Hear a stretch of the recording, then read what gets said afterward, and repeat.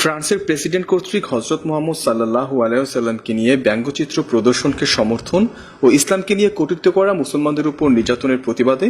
ফ্রান্সের সব ধরনের পণ্য বর্জনের লক্ষ্যে আজ শুক্রবার বিকেলে রাঙ্গুনিয়া উপজেলার চন্দ্রঘোনা কদমতলী ইউনিয়নের লিচুবাগান বাস স্টেশন এলাকায় রাঙ্গুনিয়ার তৌহিদি জনতার উদ্যোগে প্রতিবাদ ও বিক্ষোভ মিছিল কারি ইদ্রিসের সভাপতিত্বে কারি শওকতের সঞ্চালনায় অনুষ্ঠিত হয়।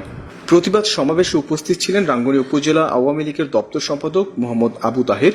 চন্দ্রঘোনা কদমতলী ইউনিয়ন আওয়ামী লীগের সভাপতি হারুন সওদাগর, উপজেলা আওয়ামী লীগের কার্যনির্বাহী সদস্য আবু মনসুর,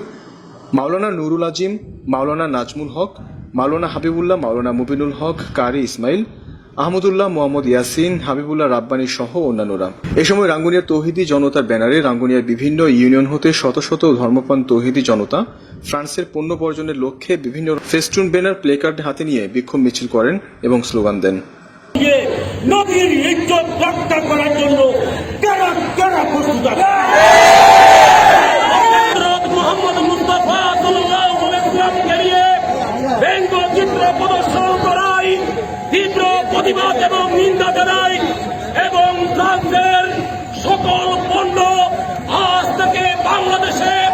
এখান থেকে লেচুবাগান চত্বর হইতে বাংলাদেশে ফ্রান্সের সমগ্র পণ্য বর্জন করার সকল ব্যবসায়ী আমরা একটা কমিটি করে ফ্রান্সের যত পণ্য লেচুবাগান আছে আমরা ব্যবসায়ী কমিটির উদ্যোগে ফ্রান্স পণ্য বর্জন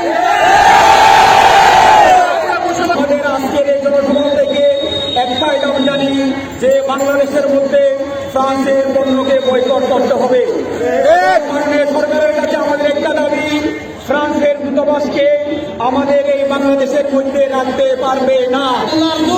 মুহাম্মদুর রাসূলুল্লাহ সাল্লাল্লাহু আলাইহি ওয়াসাল্লামকে ব্যঙ্গ করেছেন রাষ্ট্রীয়ভাবে, আমরা বাংলাদেশের রাষ্ট্রীয়ভাবে তাদেরকে নিন্দা জানাচ্ছি।